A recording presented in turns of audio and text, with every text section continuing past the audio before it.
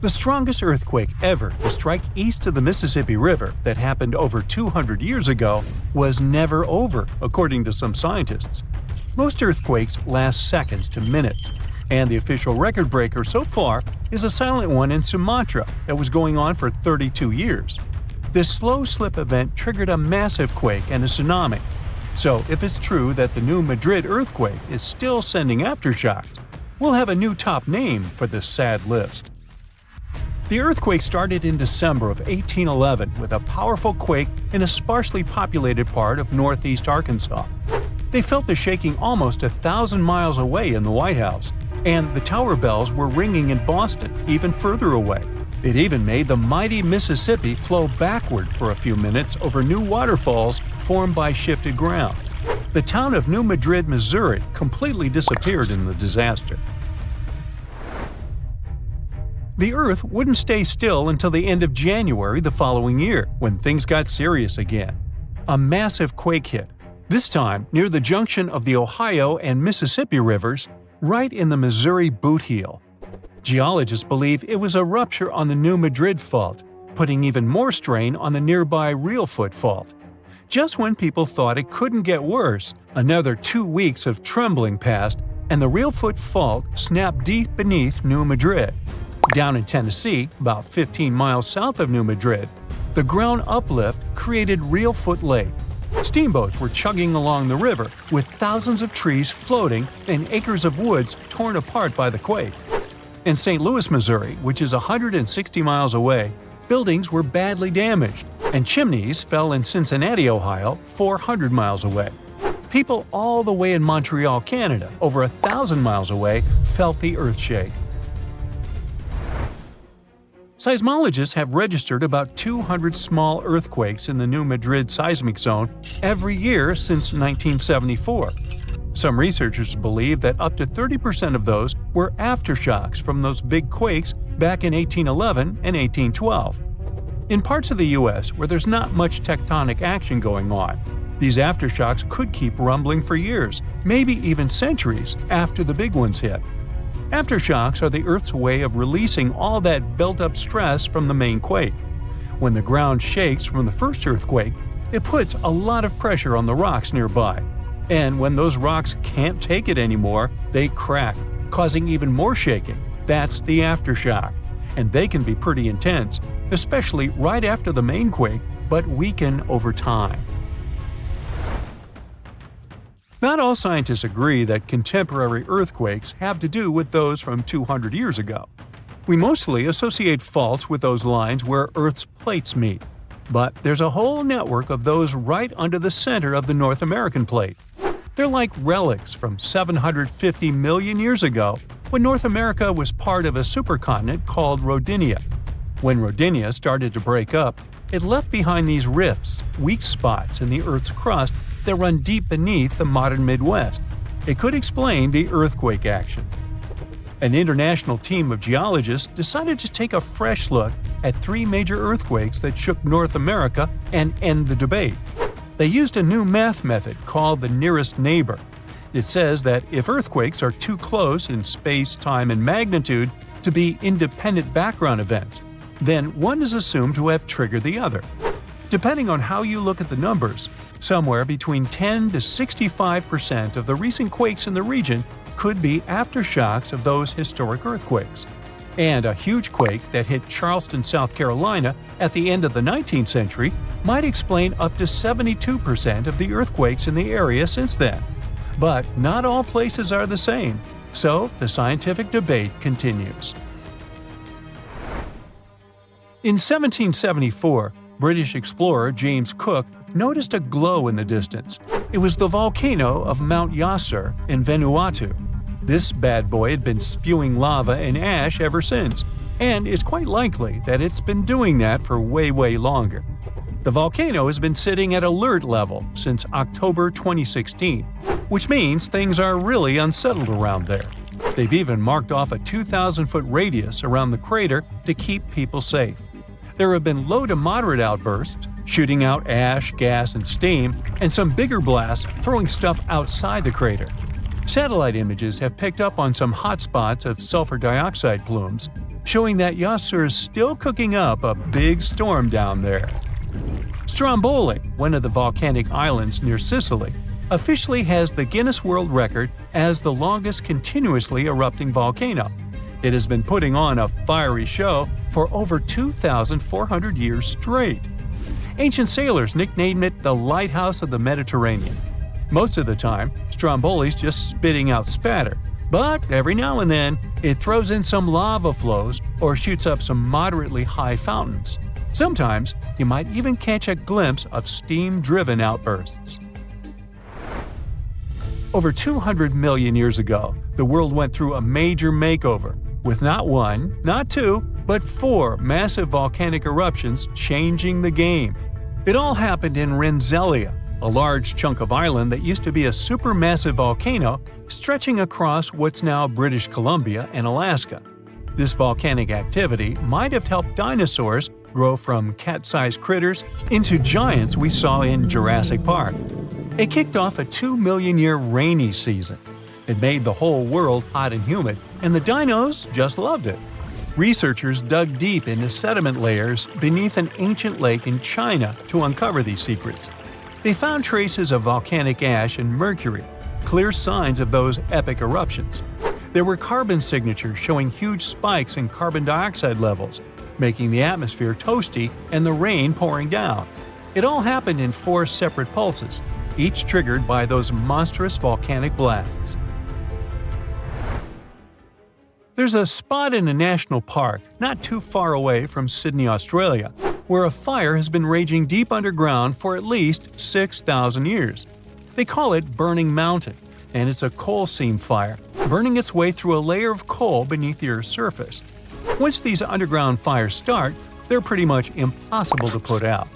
This ball of fire is up to 30 feet wide and extremely hot, but there's no flame, it's smoldering. The fire has been creeping along at a pace of about 3 feet per year. A local farmer first spotted it in the 19th century and thought it was a volcano. The people who have lived here for ages believe this place is sacred. They've used it for cooking and crafting tools, and tell that it started from a widow's tears or the torch of a hero. But experts think it could have been a lightning strike or coal heating up like a summer barbecue from the interaction with oxygen. Some say it might have been burning since before the dinosaurs roamed the Earth. No one knows exactly how long this mountain will burn or in what direction it'll move. Right now, the coal has enough oxygen to burn for centuries or even millennia without human intervention.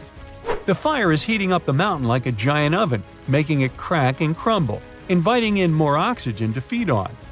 Even if humans decide to take action, these coal seam fires need truckloads of water and liquid nitrogen to tame them. Several years ago, explorers noticed that the smolder was creeping close to a cliff overlooking a little river, and depending on what the coal seam decides to do next, we could see some dramatic changes here in the coming decades. There could be flames with much more heat, or the coal seam could go deep, extinguish itself, and smolder out. A magnitude 15 earthquake has the potential to completely destroy our planet and evaporate all the water in a matter of seconds, leaving Earth uninhabitable. Over 500,000 earthquakes happen annually, but none have a magnitude of 15. 90% of quakes occur in the terrifying Ring of Fire zone located around the Pacific Ocean. The ground there is like jello. It shakes almost constantly. The most powerful earthquake to have ever struck Earth had a magnitude of 9.5. That much power can lengthen or shorten the day. But there's probably an earthquake in the confines of your own home now caused by a speck of dust landing on a table. But it has a power of negative 15 magnitudes. Earthquakes happen when tectonic plates move. They're like Lego pieces that are not properly secured, and when they move up, down, or hit one another, the ground also moves, triggering earthquakes. This tectonic energy acts like a battery. It stores energy for a long time, up to 500 years. When this stored energy is released in a sudden burst, the consequences are horrifying. Even the strongest structures submit to this relentless force that leaves a trail of destruction in its path. In some instances, earthquakes can even trigger tsunamis, amplifying the chaos. Such a crazy amount of power can split the ground open and cause severe damage.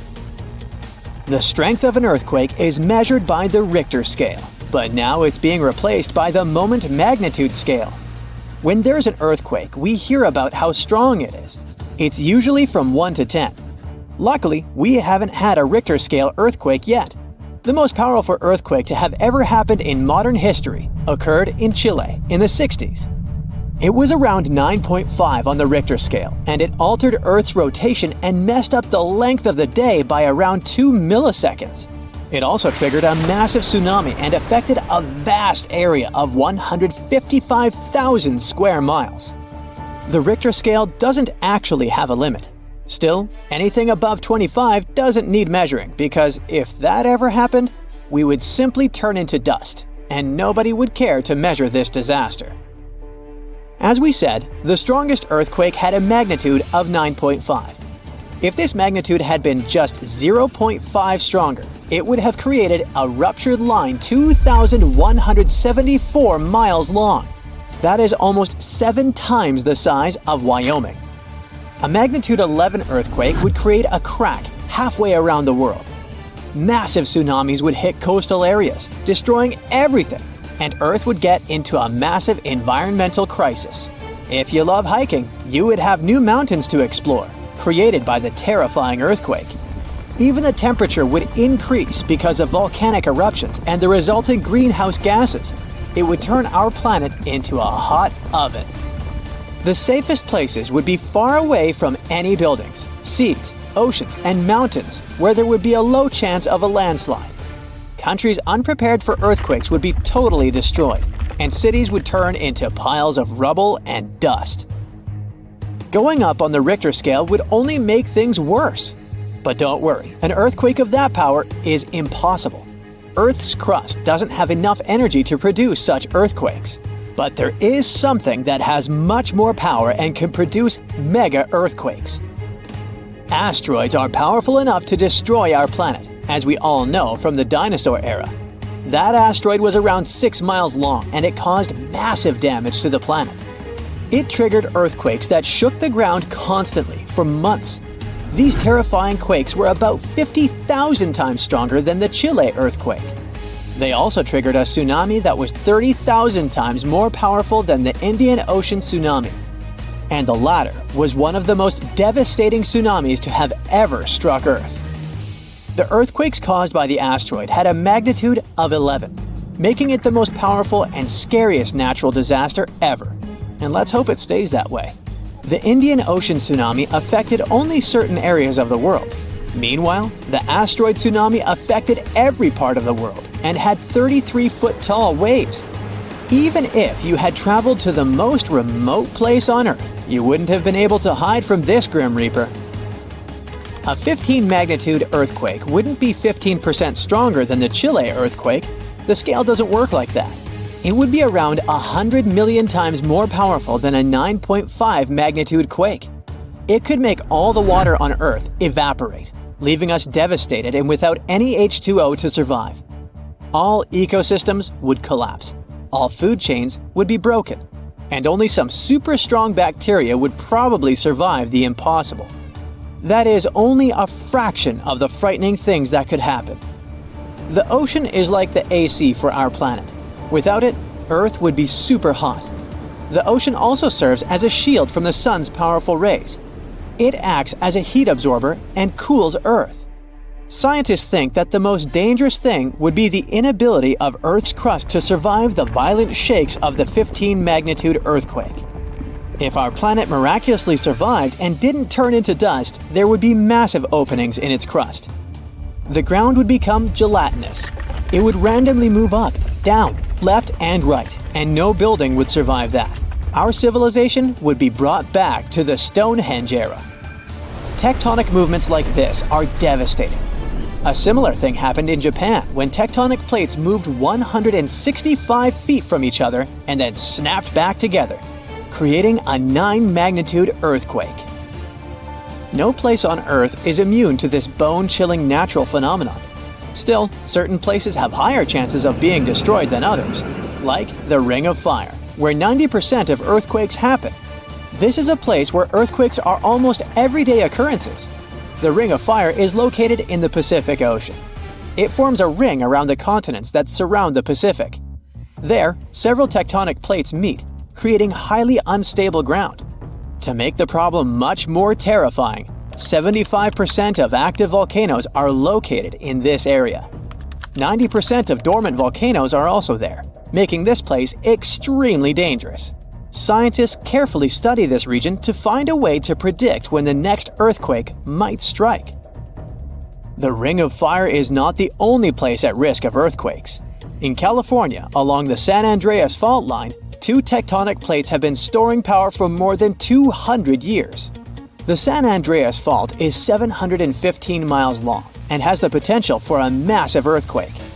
This region has its fear of violent earthquakes like the one that happened in San Francisco in 1906.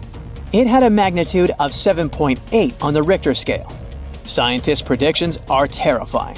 They say that the chance of a 6.7 magnitude earthquake is very high in the area. If all hell starts to break loose, you should know how to survive. Avoid anything that might fall on you, like windows, closets, or unstable ceilings. The official phrase from emergency experts is drop, cover, and hold on. Stay low to the ground. Hide under something stable like a table, and remain there until the shaking stops. Make sure to stay in your shelter for another minute or two, just in case there are aftershocks or loose debris. Use your nose and smell for gas. If you do smell it, don't turn the lights on or do anything that might ignite it. Stay strong and be safe. If you've ever been to Yellowstone National Park, you were probably mesmerized by its geysers, which spew superheated water and steam high into the air. But an even more intriguing thing actually hides underground. I'm talking about that underfoot plumbing system that makes those grand eruptions possible. About that, there's good news. Recently, researchers have succeeded in mapping the national park's hydrothermal plumbing system with the help of a giant flying magnet. As a result, scientists have managed to document all these features in stunning detail. The thing is, Yellowstone houses the world's largest hydrothermal system. It contains over 10,000 features, like geysers, mud pots, hot springs, and steam vents. They're fed by a network of underground water pathways. Those get overheated by magma flowing underground. It causes the water to rise to the surface. Now, no one actually knows much about the workings of this system, but the newly created maps might finally shed light on it. Experts explain that their knowledge of Yellowstone has a subsurface gap. That's why it's often called a mystery sandwich. Scientists know quite a lot about the features on the surface because they can observe them directly. And they know what's going on in the magmatic and tectonic system several miles below the surface. But they haven't figured out what's happening in the middle yet. So, I must tell you about that giant flying magnet used for research. It's known as SkyTem. It was attached to a helicopter and flown over Yellowstone several hundred times, scanning the ground below. The magnet is made up of an 82-foot-wide charged wire loop.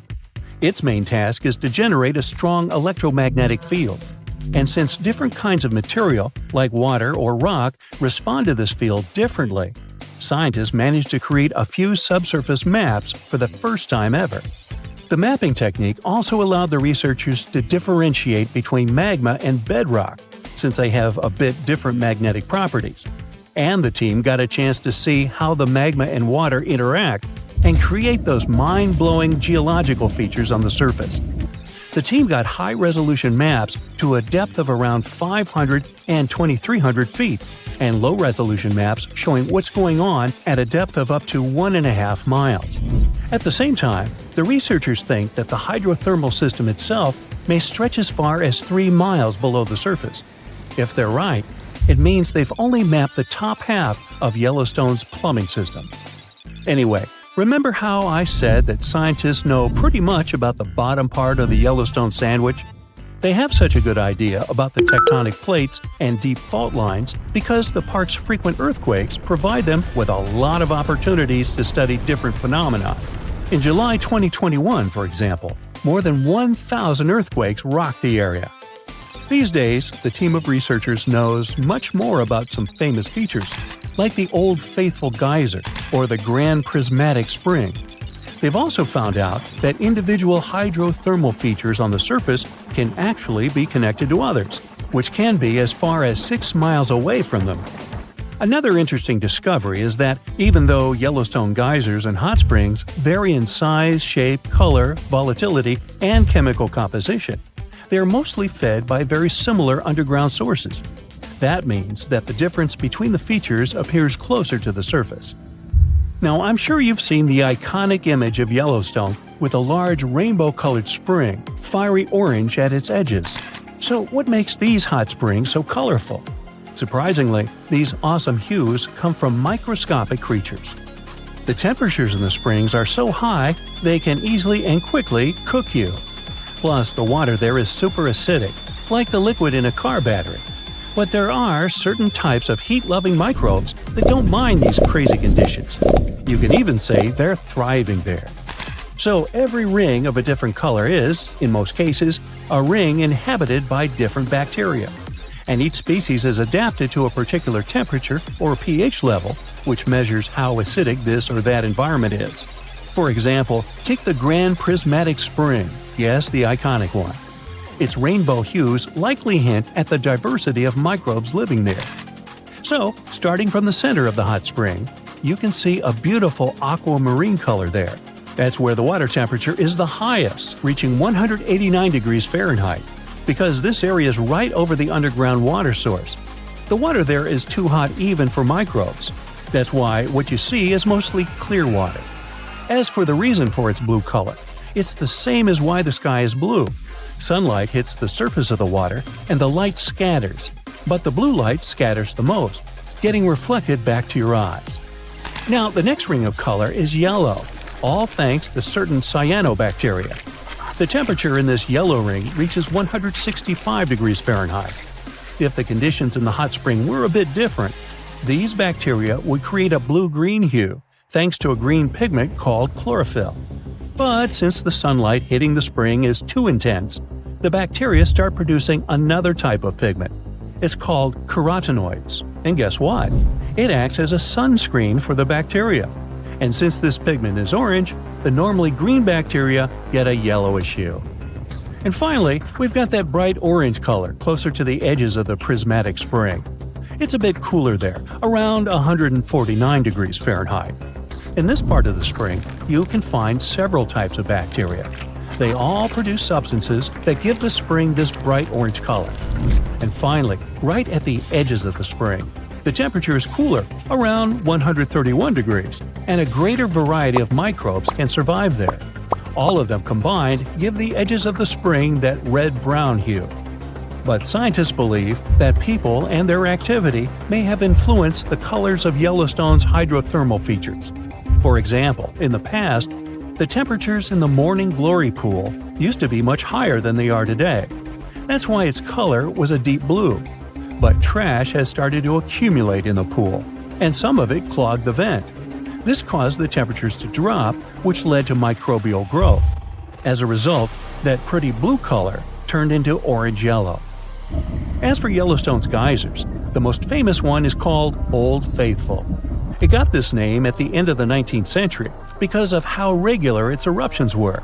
This geyser is more active than the others, erupting about 20 times a day.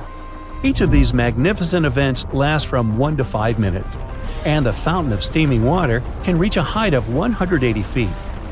Now, while talking about Yellowstone National Park, we can't but mention Yellowstone supervolcano, right?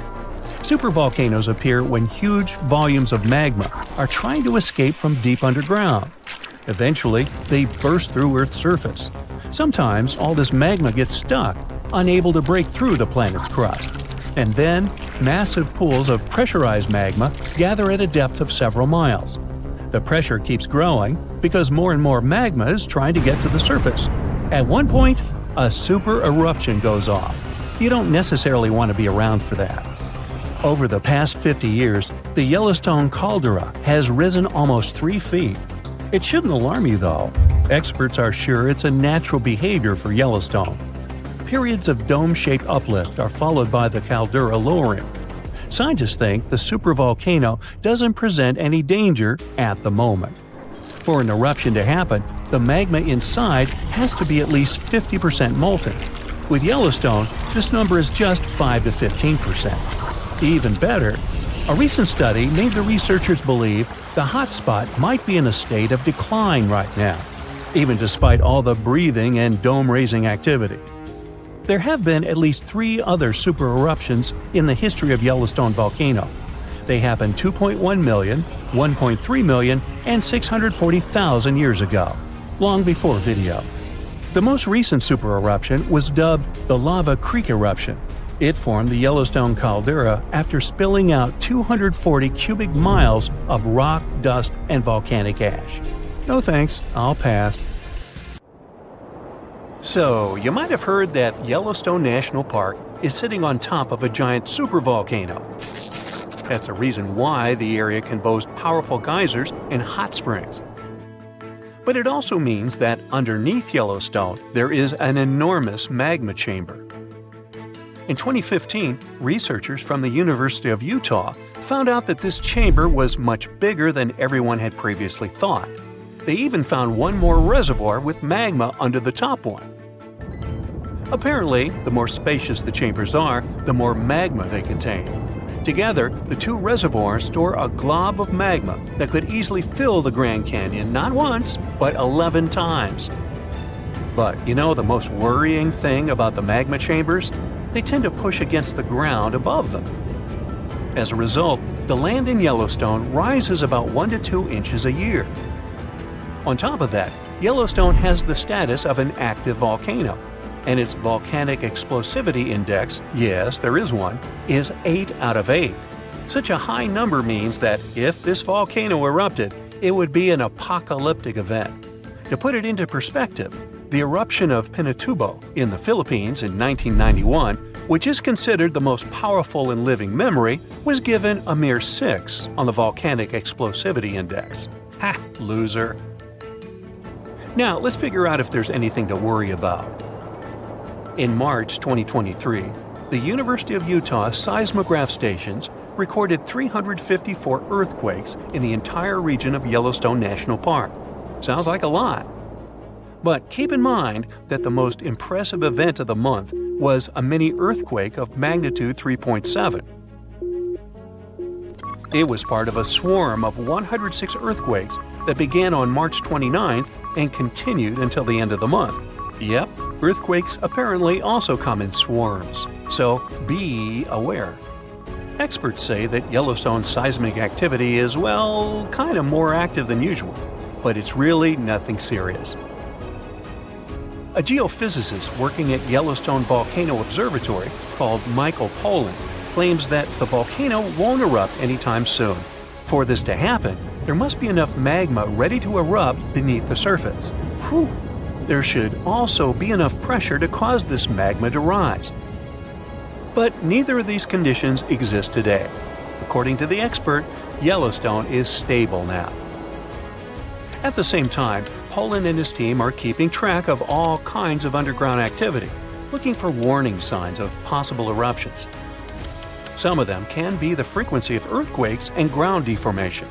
Thousands of mini earthquakes, coupled with extreme changes in the surface of the ground in that area, can be alarming. The team also monitors the temperature of the park's thermal features. That's another noteworthy sign of a potential disaster: park-wide changes in geyser activity, as well as gas and thermal emissions. So, despite the media claims that Yellowstone is due to erupt soon because the last eruption happened 70,000 years ago, that's not how volcanoes work. Experts say that it's one of the most popular misconceptions about volcanoes. They don't follow timelines. If a supereruption did happen, though, the most worrying thing for us would not be the lava flows, and not an earthquake that would most likely accompany the natural disaster. No, the worst consequence of such a supereruption would be ash and ashfall. Let's have a look at what it was like when the Yellowstone volcano erupted many years ago. There have been at least 3 supereruptions in the history of the volcano. The most powerful of them was 2,500 times more devastating than the terrifying eruption of Mount St. Helens in Washington state in 1980. As for the most recent supereruption, it was dubbed the Lava Creek eruption. It formed the Yellowstone caldera after spewing out an insane amount of dust, volcanic ash, and rock into the air. Recently, scientists have also learned about two other previously unknown supereruptions that happened around 9 and 8.7 million years ago. The younger of the two is now considered to be the largest recorded event of the whole Snake River Yellowstone volcanic province. Anyway, let's have a look at what was going on all those millions of years ago. Because I wasn't around then, so we're all assuming this stuff based on evidence. The first signs of the disaster appeared long before the catastrophe broke out. For thousands of years, the heat had been welling up from within the planet's insides. It had been melting rock beneath the planet's crust and leaving behind huge chambers. They were filled with a pressurized mixture of semi-solid rock, magma, water vapor, and different gases, including carbon dioxide. All this scorching underground soup was expanding since more and more magma arrived with time. The land over the volcanic system was rising upward almost unnoticeably. A year before the supereruption, Yellowstone gave a warning, a burp maybe, but that long ago there was no one who could interpret these signals. Plus, those alarming processes were mostly going on underground. For example, decompression releases gas bubbles. While bursting, such bubbles can often power particular kinds of eruptions. Months before the eruption, small-scale earthquakes became more frequent and more intense. The ground in many spots all over the supervolcano got hotter than it used to be. Surface lakes and groundwater also became warmer. If people had been around at that time, they would have noticed unusual steam fogging in that area. Not long before the eruption started, the growing pressure pushed the ground over the magma chamber up. This created a dome-shaped uplift. Narrow cracks started to open along the edges of this dome. Imagine opening a bottle of soda after you've shaken it. Something like that was happening near the volcano. Think Mentos and Diet Coke. The pressure was released through the fractures when gases were bursting out from under the surface. So right before the disaster, the ground around the Yellowstone volcano lifted. Geothermal pools and geysers heated up to boiling temperatures and got more acidic than usual. The magma started to rise toward the surface. At one point, the rock roof of the magma chamber couldn't resist anymore and the eruption kicked off. Small but constant tremors began to move the ground days before the catastrophe. But the real shaking didn't start until several minutes before the eruption. With a deafening roar, a massive column of lava and ash hurled up into the air. Within several minutes, a pyroclastic flow rushed across the area at a hurricane-force speed. Such a flow is a liquid mixture of half-solid lava pieces, volcanic ash, and hot, expanding gases. It looked like an extremely hot, toxic snow avalanche. With a temperature of about 1,300 degrees, it was burning everything in its path. The volcano kept pumping ash for days on end. For all living creatures, ash fallout was one of the most dangerous consequences of the eruption. Volcanic ash turns into glassy cement within seconds of being inhaled. Most animals didn't have a chance to survive. Even thick trees started to collapse under the weight of this dense substance. It only took a couple of days until a thick layer of ash covered huge territories.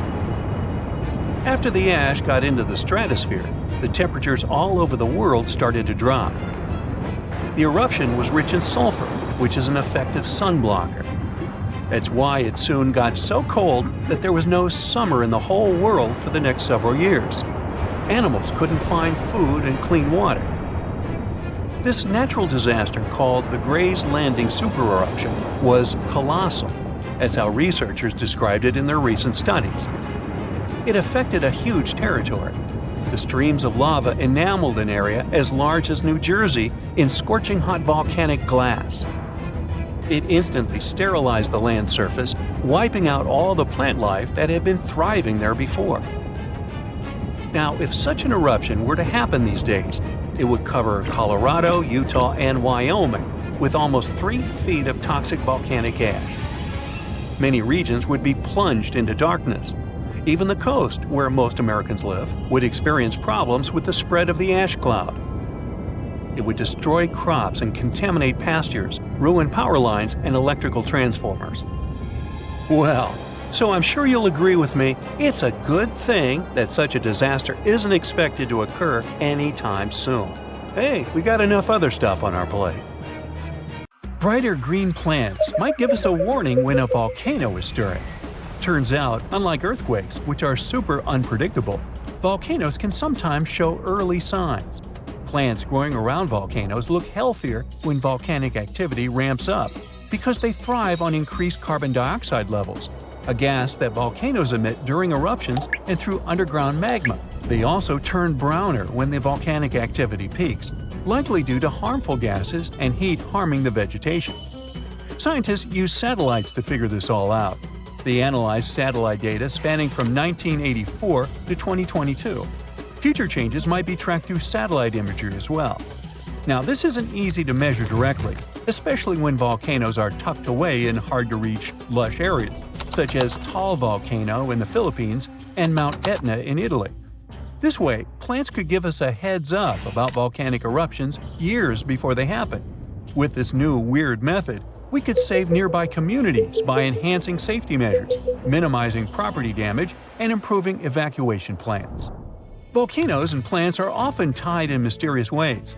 For example, volcanic eruptions in Krakatoa, Indonesia, gave a surprising boost to saguaro cacti in Arizona's Sonora Desert, even though they're thousands of miles away. When the infamous Krakatoa volcano erupted in the 19th century, it sent shockwaves around the world and suddenly helped nurture a generation of saguaros. These incredible cacti can be up to 40 feet tall as adults, but they start life as tiny seedlings that struggle to survive in the desert's harsh conditions. However, thanks to the cooler and wetter conditions caused by volcanic eruptions like Krakatoa, they can get unbelievable growth spurts. Chillier summers and milder winters that follow such eruptions create perfect conditions for young saguaro, which usually don't make it due to extreme heat and cold. But volcanoes not only influence plants, they're also Earth's jewelry makers. Deep beneath the surface, in the fiery heart of a volcano, conditions are just right to form dazzling gems. When volcanoes erupt, they can bring these treasures up to the surface. One of the most famous gems created by volcanic activity is the diamond. They're usually found in a rare type of volcanic rock called kimberlite, which forms deep within the Earth under extreme pressure and temperature. Millions of years ago, kimberlite eruptions, small but powerful volcanic events, hauled diamonds from deep within the Earth. This created sources for many of today's diamond mines. Now, these eruptions didn't happen just anywhere, but originated from the stable hearts of continents, known as cratons. They were bursting forth from as deep as 75 miles underground. Fueled by a mix of carbon dioxide and water, they were like natural rockets, blasting through the Earth to form carrot-shaped channels filled with diamond-laden rocks. Recently, scientists have delved into why these eruptions happen. They suggested that the breakup of ancient supercontinents like Pangaea disrupted the mantle's flow underneath, triggering these spectacular kimberlite eruptions. When a volcano that hosts kimberlite erupts, it can propel these precious stones toward the surface, where we eventually find them. There are other gems that can be found in solidified lava, like peridot, a bright green stone that forms in the molten rock of the upper mantle and is brought to the surface by volcanic activity. There's also obsidian, a shiny glass-like rock that forms when lava cools rapidly. And then there are some insane rocks, like the ones that can hold water in them, even in lava. The deeper we dive in volcanoes, the rarer are the gems we can find. If we dive into the thick layer known as the mantle, we might find olivine, a resilient, pretty green mineral that makes up about half of this layer. It loves high temperatures and happily forms in lava, eventually crystallizing into the igneous rocks we find scattered across the Earth's surface thanks to volcanic eruptions. As olivine cools, it starts to crystallize. Sometimes these crystals are tiny, but other times they grow large and can be polished into beautiful gemstones used in jewelry or industrial processes like metal casing. But as we venture deeper, about 250 miles down, olivine undergoes a fascinating transformation. Here we encountered the layer that's called the transition zone.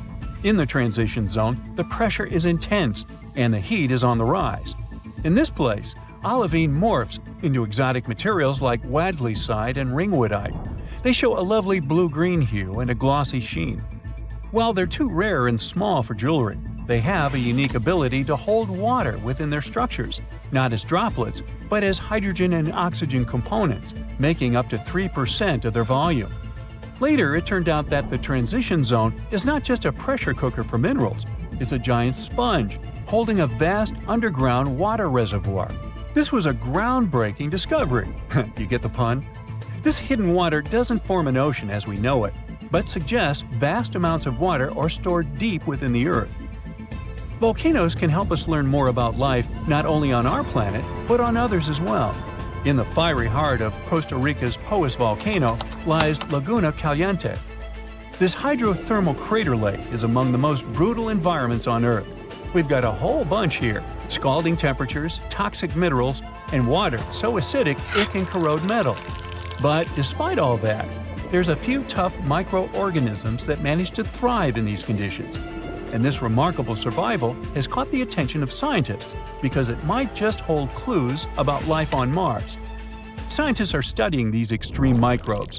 Turns out they've developed a myriad of genetic adaptations to withstand their harsh surroundings. They have genes that help them process everything, from sulfur and iron to carbon and bioplastic granules. All these things could be crucial in environments as challenging as Mars. NASA's Perseverance rover is currently exploring the crater rim of Jezero crater on Mars. Previously, we looked for Martian life signs in places like old stream beds and river deltas. However, the discovery of Laguna Caliente suggests that we should probably look for life in the remnants of ancient Martian hot springs as well. These spots might have once had the right cocktail of heat, water, and energy sources that are thought to be essential for kickstarting biology. Volcanoes can help planets in many ways, but they can also destroy life. Scientists believe that volcanic activity was one of the main reasons for at least 3 of Earth's 5 mass extinctions. Take the mass extinction of dinosaurs. We're used to blaming it on the Chicxulub meteorite, but there's a chance it could have been caused by volcanoes. The consequences of the eruptions can be horrifying. Mount Tambora, located on the Indonesian island of Sumbawa, erupted in 1815 and was the most powerful eruption ever recorded in history. This massive eruption was so strong it ejected between 8 to 11 cubic miles of material. It was so loud that the sounds of the eruption were heard as far away as Sumatra, over 1,600 miles distant. Before its catastrophic eruption, Tambora had been dormant for centuries, and its magma chamber slowly cooled and crystallized. This process built up immense pressure inside the volcano. It was eventually released in a series of terrifying events starting on April 5, 1815. The climax came on April 10th, when massive plumes of ash and pumice were thrown into the atmosphere. The aftermath of the eruption was dire. Tsunamis devastated the surrounding area. It's estimated that around 4,600 people passed away immediately from the eruption itself, with ash fallouts affecting air quality and water sources across the region. This event came down in history as the year without a summer. This was due to the vast amount of sulfur dioxide Tambora ejected into the stratosphere. It created a veil of aerosols that reflected sunlight and significantly lowered global temperatures. A similar thing happened to our planet 66 million years ago, during the dinosaur extinction. The sky turned black for months. I mean, I wasn't there, but that's what they say. When we think of active volcanoes, one region comes to mind: the Ring of Fire in the Pacific Ocean. 3/4 of Earth's volcanoes sit within this belt. Compare the area to Australia, which doesn't have any volcanic activity. The old continent of Europe is also calm, or at least we like to think so. Can you guess what the most active volcano in Europe is? If you thought of Mount Etna on the island of Sicily in Italy, you were right. The volcano has erupted about 200 times and has been far from sleeping in recent decades. The last time this happened was in August 2023. The highest mountain in the Mediterranean is 500 million years old. But in Iceland, there is a much younger volcano. It sprang into action on the 10th of July 2023. In the afternoon, 3 fissures appeared in the ground on a peninsula in the southwest of the island. This was at a base of a small mountain peak. Its name means Little Ram in the local language. The volcano spewed molten lava high into the air. There were also gas plumes in the area. But the scientific community wasn't surprised by the event. They already knew about the volcanic area that stretches between the cities of Reykjavik and Keflavik. Its name is hard to pronounce. Hey, I want to buy a vowel. It had already erupted during the previous 2 summers. This activity came after 8 centuries of dormancy. In the days leading up to the latest eruption, seismologists, the scientists who study earthquakes, recorded over 12,000 tremors. When the ground opened up in July, the fissures were over 1.5 miles long. The following morning, 2 of them closed. All the lava was now coming out of the last fissure. It grew into an elongated cone, the simplest shape of volcano we are all familiar with. The lava soon filled a large crater. It grew almost 100 feet tall during the first week, and it is still growing. On the night when the eruption started, lava spread out in all directions. Its cinders set ablaze the dry moss in the vicinity. Local authorities closed off the surrounding area. There were toxic gases from the volcanoes and smoke from the burning moss. Firefighters flocked to the area. After a week, they proclaimed the area safe. Visitors soon came to witness the birth of Europe's youngest volcano. This form of tourism is quite developed in Iceland. People come from all over the world to watch active volcanoes. The land of fire and ice is home to more than 130 volcanoes. Some 30 of them are active. Now, I know what you're thinking right now. Is volcano tourism safe? In Iceland, it is. The country's authorities research and constantly monitor all of the hotspots. The island is dotted with several dozen seismic stations. These help researchers accurately predict future eruptions, and emergency services are accustomed to these sorts of events. They can quickly cordon off danger zones. This is what happened in 2010. A volcano in the south of the island, the name of which everyone struggled to pronounce, erupted. It spewed out a plume of steam and ash that was 7 miles high. This wasn't a fun time to be an air traveler. Winds carried the enormous plume southeast toward northern Europe. Many countries closed their airspace for several days for safety reasons. The volcano erupted in March, but the Earth was shaking from January the same year, so seismologists knew that an eruption was approaching. When it comes to the continent's youngest volcano, the tourist infrastructure is already there. Visitors can leave their cars at a designated parking lot. Then they go on a 5-hour-long trek. This leads to a viewing deck. Tourists are so close to the epicenter that they can feel the heat haze from the crater. The sight is the most impressive at nighttime. Safety is never a concern. Scientists regularly chart out hazard maps that outline the borders of lava fields. This way, visitors who stick by the rules are never in harm's way. More than a week after the eruption started, a section of the crater collapsed. Lava flowed downhill west of the volcano. This majestic smoldering hot river is slow-moving lava. Scientists categorize it as an AA type. The term is Hawaiian. It describes basaltic lava that has a rough and brittle surface. The flow is composed of broken lava blocks that are called clinkers. They fall off as the substance flows. This reveals red-hot areas. The cooler sections of lava are gray and black in color. When it moves forward, it produces a distinctive sound like shattering glass. Nearly a month after the eruption of the new volcano, we got aerial footage of an interesting phenomenon. A tornado formed directly over the lava flow. This occurs due to the high temperatures in the area.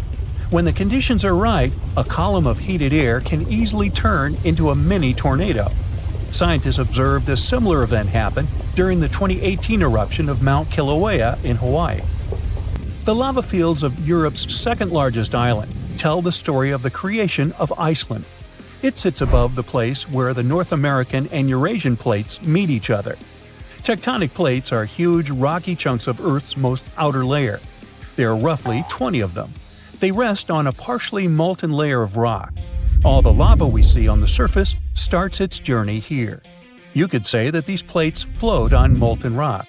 Their boundaries are unstable, so when two plates grind past each other, they release tremendous amounts of energy. The formation of volcanoes is one result. These are places where the molten rock travels upward to the surface. Iceland began to form some 60 million years ago. The tectonic plates under the ocean drifted apart. Enough lava piled up on the surface to create solid ground. This ancient rock is under the waves today.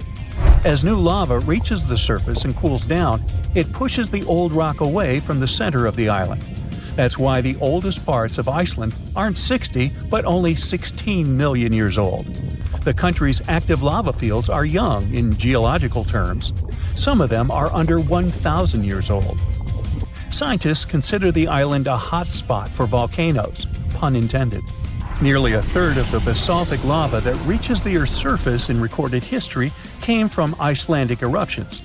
Fissure swarms, like the ones before the 2023 eruption, cover 30% of the Nordic country. For this reason, only a quarter of the island is inhabited. Norse Vikings were the first people to settle in Iceland at the beginning of the 10th century. Nature threw them a loud welcoming party. Just a few years after their arrival, they witnessed one of the greatest volcanic eruptions in history. Vikings came from a region without volcanoes, so they had no clue as to what was going on. Today, Icelanders are used to such events. This is good because their homeland is entering a new era of volcanic activity. Volcanologists suspect that recent events are an introduction to decades of more frequent eruptions. The peninsula that is home to Earth's youngest volcano is just 17 miles southwest of Iceland's capital city. It's been dormant for a long time. Present-day eruptions there are a reminder that the natural processes that created Iceland are still ongoing. Recently, scientists discovered that there's a historical link between volcanic eruptions in the north of Europe and glaciers. Our planet went through at least 5 major ice ages. These were exceptionally lengthy periods when the average temperature on Earth dropped. The result was the expansion of ice sheets across northern Europe and North America. The last ice age ended some 10,000 years ago. Researchers are still trying to fully understand how these glacial periods affected volcanic activity. They suspect that the sheer weight of all that ice disrupts the flow of magma underground. When glaciers retreat, the pressure is lifted. This makes it easier for lava to flow upward to the surface where it bursts.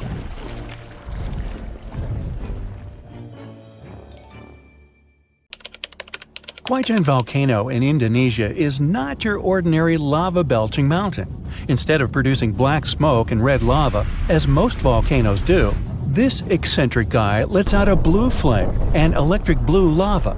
This phenomenon occurs because the volcano contains some of the highest levels of sulfur in the world, and when the sulfuric gases interact with scorching air and get lit by the molten lava, they start to turn blue. Unfortunately, you can see this mesmerizing sight only at night, but you can smell it all day long. By the way, the world's largest acid lake is also located inside this crater. The Dead Sea has a high concentration of salt and minerals compared to other seas, even though it's technically a lake. Swimming is almost impossible, but people go there for the natural chemicals for the body. Floating on the surface is a great way to relax. This ancient body of water got its name because no macroscopic organisms can live there since it's 9.6 times saltier than oceans. Only a few bacteria and fungi can be found enjoying the salt. It's also Earth's lowest elevation on land at 1,400 feet below sea level. An underground crystal cave exists in Mexico, and it looks like some interstellar world. It's roughly 1,000 feet beneath the surface, with each spike measuring up to 35 feet in length and weighing up to 55 tons. These are some of the largest crystals in the world. Luscantire Beach is an endless strand of white sand dunes and azure water. But don't let the tropical vibes fool you. It's located in Scotland. That's why it mostly looks like this during May and June only. In December, the place gets only an average of 1 hour of sunshine per day, making it way more dramatic and monochrome. The Georgia Guidestones is a collection of giant stones in a star pattern. It has inscriptions in 8 languages, including Hindi, Chinese, and Swahili. It also has an astronomical calendar finished in 1980 and was built to last centuries. No one knows who built it or why. All the way over in sunny California is Sequoia National Park, home to the giant forest. It's been around for thousands of years. More than 8,000 of these colossal trees rule the land, including 10 of the largest living plants in the world. The General Sherman sequoia is estimated to be up to 2,700 years old and is recognized as the world's largest known living tree by volume.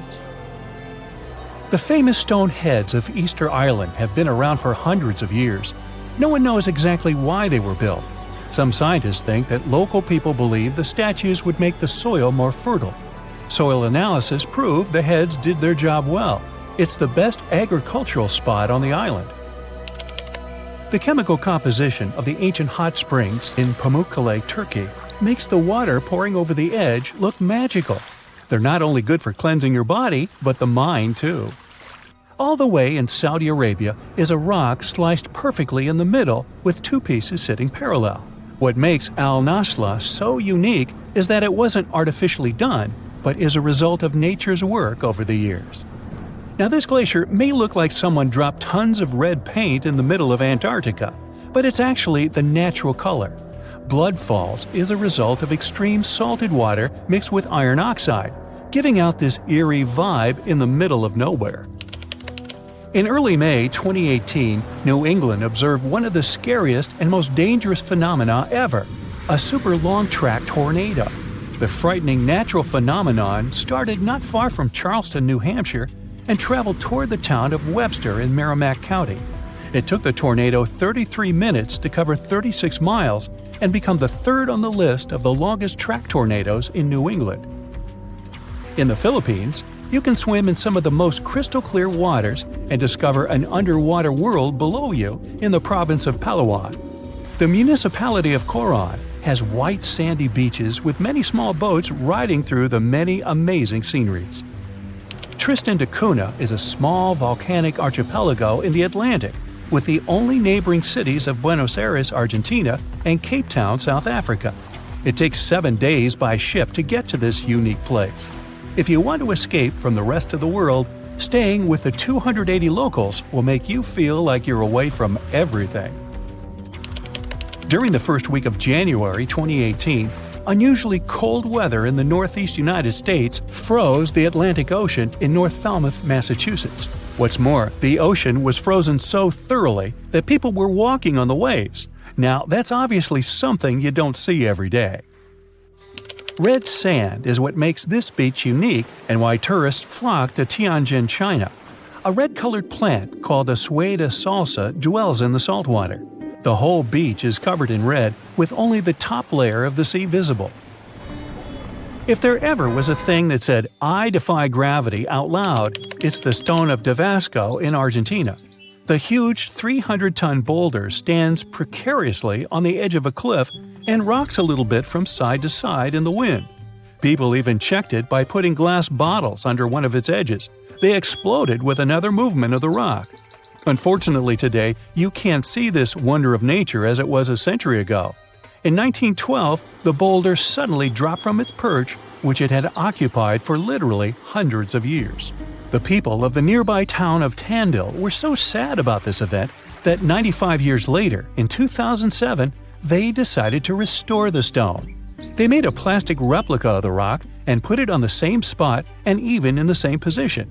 So, even today, coming by Tandil, you can see its famous balancing boulder. More of a symbol now, of course, because it's no longer rocking and only weighs 9 tons, but instantly recognizable nonetheless.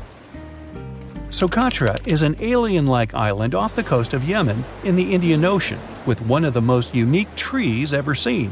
It's called the dragon tree, and it can only be found on this amazing island.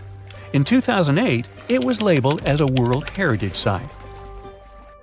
If you ever see a tight burning column of air, don't panic, it's not the end of the world. The creepy combination of whirlwind sounds and scorching inferno means that you have crossed paths with a fire tornado, also known as fire twister or fire whirl. This dangerous phenomenon occurs mostly during wildfires. These fires create a big area of super hot air just above the ground. When this scorching air gets mixed with the cooler air higher up, it results in a whirlwind that churns up burning debris and flames. The most powerful firenadoes can stretch hundreds of feet into the air. The House of Mystery in Gold Hill, Oregon, amazes its visitors with gravity-defying effects. You can't stand straight there, always leaning to the side and having to hold on to something for balance. Balls roll upwards. There's also a broom that stands perfectly still wherever you put it, unlike virtually everything else in the shack. The local Native American tribes called this place the Forbidden Ground, even before the house was built there, and they avoid approaching it. The owners of the shack, though, decided to turn it into an attraction, and they succeeded. They created an atmosphere of mystery around the place, and spread the news about it in newspapers and later on the internet, and voila! A perfect anomaly is made. In fact, it's no more than a curiosity. A human-made optical illusion that tricks your eyes and other senses. Now, if you travel to the Philippines, Indonesia, or Papua New Guinea, you'll have a chance to see some of the most unusual and cheerful trees in the world. The trunk of the rainbow eucalyptus looks as if it had been painted orange, green, red, purple, yellow, brown, blue, hey, you name it. Some trees are so bright that they seem artificial. The rainbow eucalyptus regularly sheds strips of bark, which reveals a bright green layer underneath. A bit later, this green layer gradually changes its color, and since the shedding happens at a different time in different places on the trunk, the tree starts to look multicolored and very attractive. Yemen is home to the oldest skyscrapers in the world and the oldest metropolis. The ancient city of Shabam is considered to be the Manhattan of the desert, due to the collection of mud buildings popping out of the desert floor.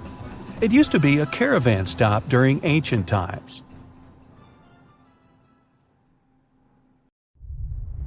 If all the volcanoes on Earth suddenly erupted together, it'd be loud. We'd also have around 1,500 of these formations bursting at once. Now normally it's just 10 to 20 volcanoes that are active each day. But what would the world look like if they all blew their tops simultaneously? Geologists think it wouldn't be pretty. Even if only the land volcanoes erupted together, it would set off a chain reaction way worse than anything we've ever seen before. The two big problems would be ash and volcanic gases. While the explosions in lava would be damaging for people nearby, the real danger lies in what happens next. A thick layer of ash would cover the planet, blocking out sunlight completely. No sunlight means no photosynthesis, which means crops would fade away and temperatures would drop considerably. And all this ash cloud could remain in our atmosphere for up to 10 years. Now, ash aside, there's also acid rain to worry about. Volcanic gases like hydrochloric acid and sulfur dioxide would mix with the atmosphere and fall back down as acid rain. This type of weather would harm the groundwater and ocean surfaces. Even if humans would find a way to survive up to this point, we'd have no corals and no other sea creatures around. Scientists have seen similar events in Earth's history at a smaller scale. Big volcanic eruptions have been linked to mass extinctions. When Mount Pinatubo erupted in 1991, it cooled parts of the world for 2 years. But the extra carbon dioxide from these eruptions could also heat the planet, the same way we turn our stoves to broil for that extra crispy layer on our casserole. Geologists also mentioned that there's evidence in our atmosphere that stuff like this may have happened in the distant past. During the Cretaceous period, carbon dioxide levels were way higher than today, which made it difficult for marine life to thrive. Who would survive all this? Probably just some extremophiles, these organisms that survive in harsh conditions like hot springs or deep undersea vents. As for humans, we could all lay low in underground bunkers until things clear up, or build multiple space stations that could fit us all. Yeah, right.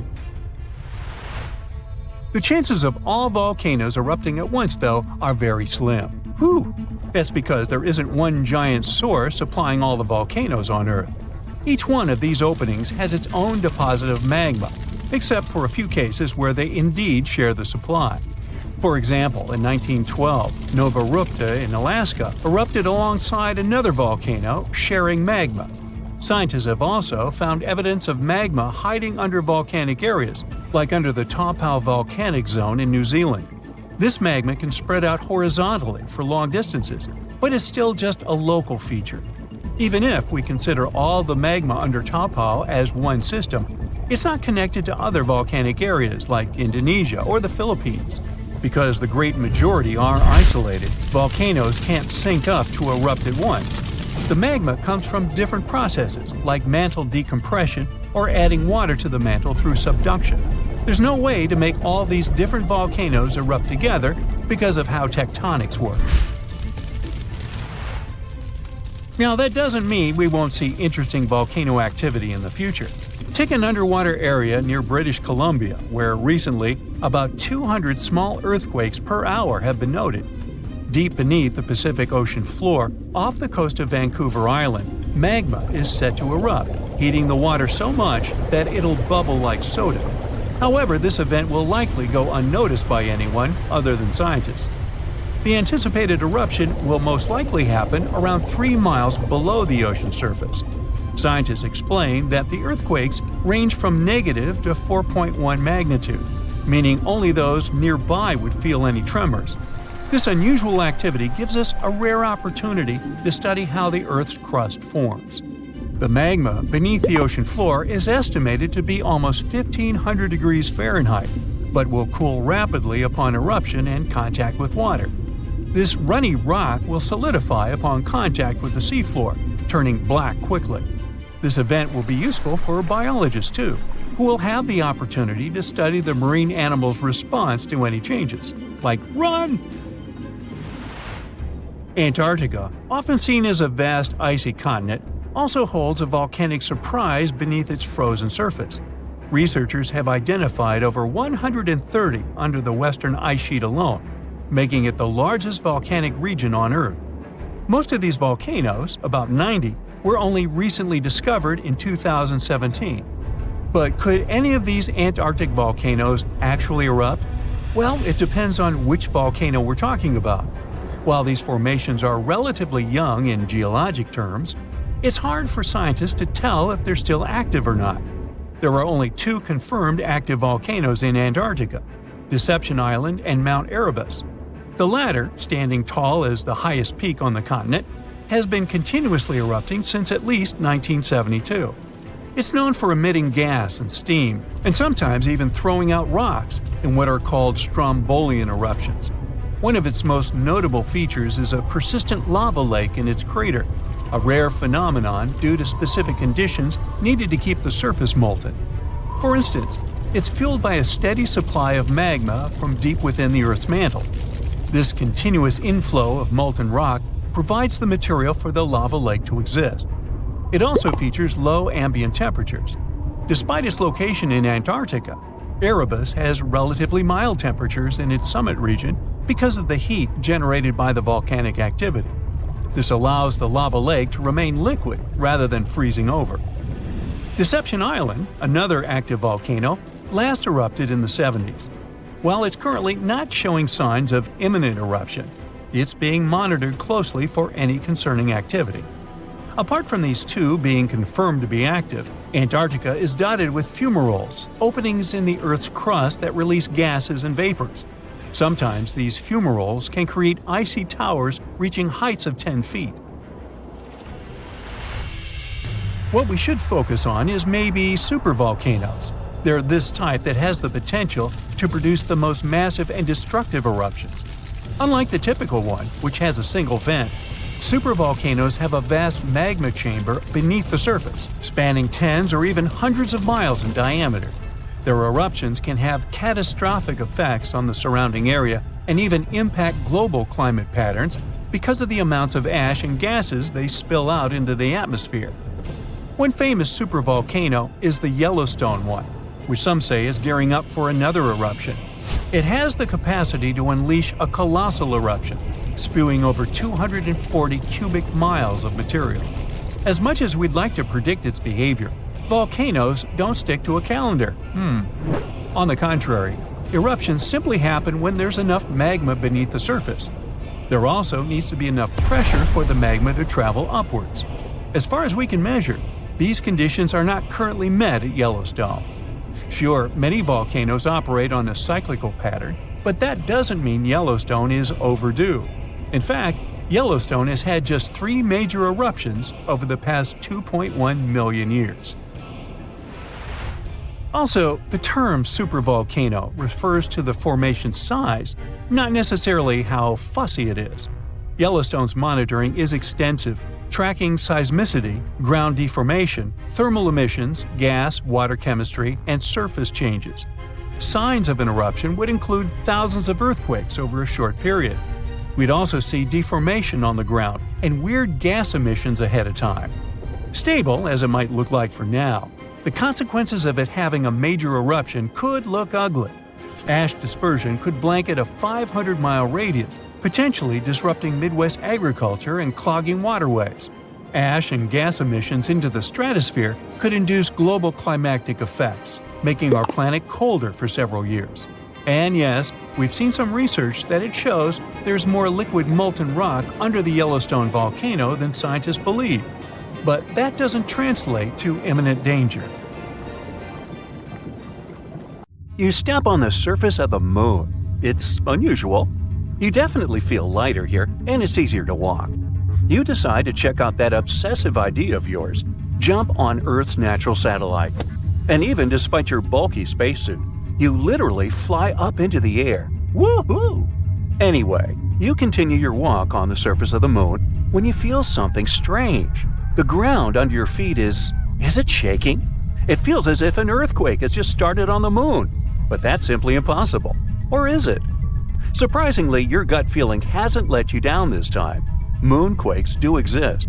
In fact, there are 4 types of moonquakes that are strong enough to be detected from a large distance. There are deep moonquakes occurring more than 430 miles below the surface. Then there are meteoroid impacts. Thermal quakes occur when the frigid lunar crust expands. It happens when the morning sun illuminates the satellite after a 2-week-long deep freeze lunar night. And there are also shallow moonquakes. They're the only ones that are similar to earthquakes on our planet. Shallow moonquakes happen 12 to 19 miles below the surface, and they're the most powerful and dangerous. Between 1972 and 1977, the Apollo Seismic Network recorded 28 such moonquakes, and some of them measured more than 5 on the Richter scale. On Earth, such an earthquake is strong enough to crack plaster and move heavy furniture. Plus, shallow moonquakes are very long-lasting in compared to earthquakes. Once they get going, they can continue for up to 10 minutes. As for the average earthquake, it typically continues for 10 to 30 seconds. Scientists are still not sure what causes shallow moonquakes, and even where exactly they occur. One of the theories is that moonquakes happen at the rims of large, relatively young craters that probably slump from time to time. Interestingly, the Moon and Earth aren't the only places where earthquakes occur. No,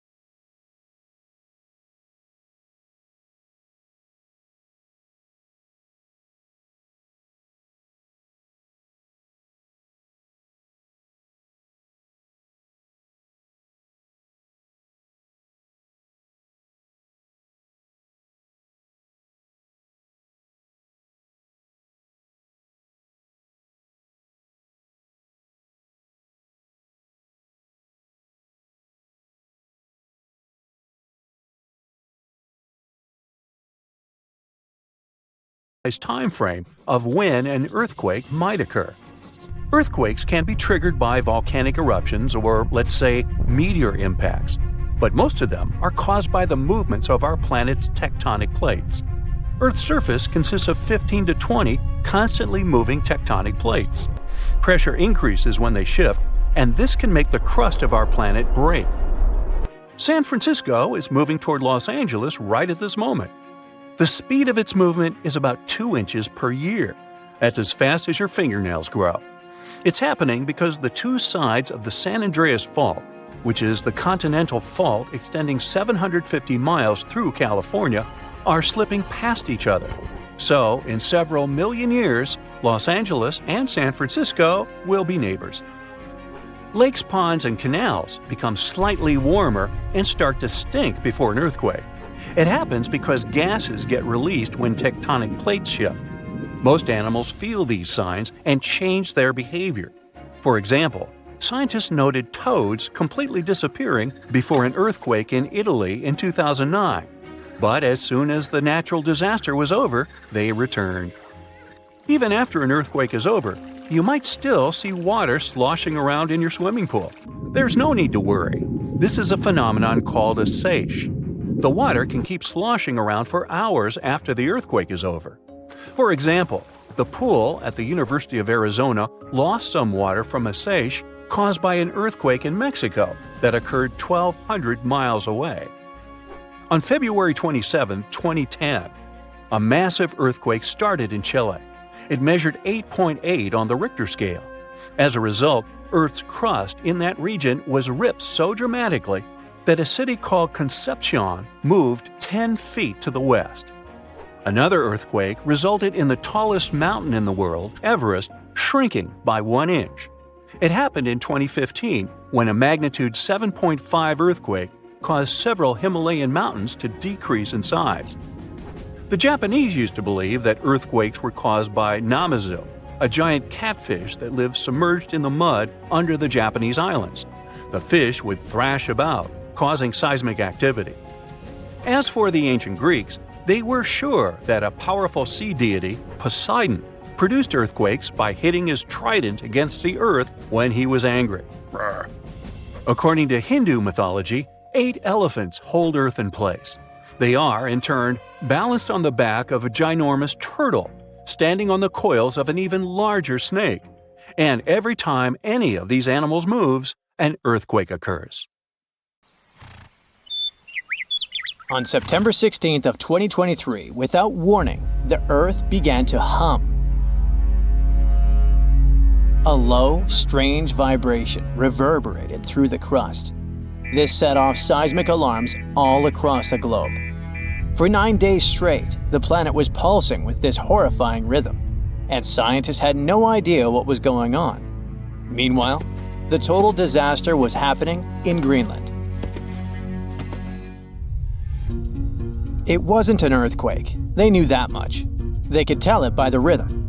Since we all live on giant tectonic plates, they constantly move and slide on magma like icebergs on water. Sometimes, as they move, they can rub against each other or collide or break. In any case, all this causes an incredible release of energy that sends shockwaves through the ground. That's when we feel the ground literally shaking, and it's what we call an earthquake. These vibrations we feel are called seismic waves. Seismometers pick them up as pings or rumbles. In a typical earthquake, they create a bunch of different frequencies. It's a crazy chaotic mix of low and high frequencies, like smashing every piano key. What was weird about the Greenland event is that the signals weren't like that at all. It was a steady, single-frequency vibration, as if some ancient machine was stirring beneath the Earth. It's like one piano key being struck over and over, creating a doom-like, repetitive sound. Turns out, what they were hearing wasn't the noise of tectonic plates going wild. It was a phenomenon seismologists had never seen before. The days passed, and the mysterious noise just kept going. The vibrations repeated every 90 seconds, echoing around the world. The hunt for answers was growing more desperate. Seismologists had no idea what they were dealing with. They had to gather a huge international team of 68 people from 15 countries. All these scientists were gathering seismic data, satellite images, and doing some advanced math for several days, until they finally realized who the culprit was. Water. It all happened in a remote, desolate region of East Greenland. This place is full of fjords, narrow inlets of the sea between high cliffs, kinda like deep water-filled valleys surrounded by towering rocky sides. In this area, surrounded by jagged peaks and icy waters, the air was still. The landscape seemingly frozen in time. Nothing here changed much for years. Until one day, a colossal landslide has unfolded in the Dixon Fjord. One of those steep mountainsides towering over the fjord at almost 4,000 feet high collapsed in a massive landslide. Picture a huge chunk of this mountain crumbling and crashing down into the fjord below. This sent a deluge of rock and ice crashing into the water. The impact was just apocalyptic, 882 million cubic feet of debris. That's enough ice and rock to fill 10,000 Olympic-sized swimming pools, or 10 Great Pyramids of Giza. And all this nightmare hurled into the water with such force that it kick-started a tsunami about 360 feet high, taller than the Statue of Liberty, into the air. What's crazy is that this incredibly powerful wave was trapped in the fjord by narrow cliffs, unable to escape. It's like water sloshing in a closed bathtub. For 9 days, the mega tsunami continued to churn through it. That's why we heard this endless hum. It was a rhythmic back and forth of the water slamming against the walls. The shock waves were rippling deep into Earth's crust, vibrations so strong that they were picked up by seismometers around the globe. This was a phenomenon so rare, so unprecedented, that it left scientists stunned. It turned out to be a perfect storm of elements. A glacier, weakened by years of warming, could no longer bear the weight of the mountain above. This collapse was inevitable, and the chaos literally shook the Earth to its core. And people often hang out in this area with cruise ships passing by. We're lucky that no lives were lost in the disaster. It was a close call though. A tourist ship stranded in the area just 2 days before narrowly escaped the tsunami's reach by pure luck. But it doesn't mean there were no losses. The waves destroyed a nearby Inuit site, which was there untouched for over 200 years. They also swept away the huts at a research station that were about 43 miles away. The vibrations traveled from Greenland to the South Pole in less than an hour. That just shows how dangerous events like this can be. And this isn't the only place where such catastrophes are happening. In the beautiful California community of Rancho Palos Verdes, the ground is shifting so quickly that it's tearing homes apart. The land there has always been kinda unstable.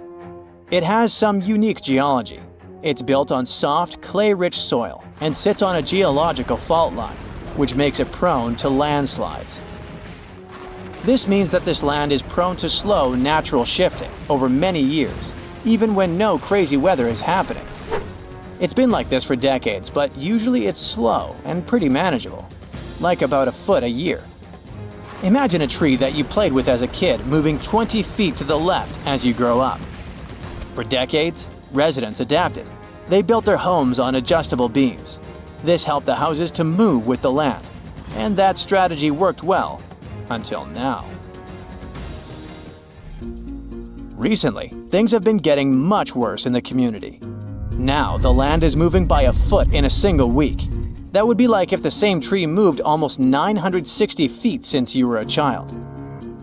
The past 2 years have also caused some heavy rains, and the weather has been getting worse. This increased water content in the soil. The land became heavier and more prone to rapid movement.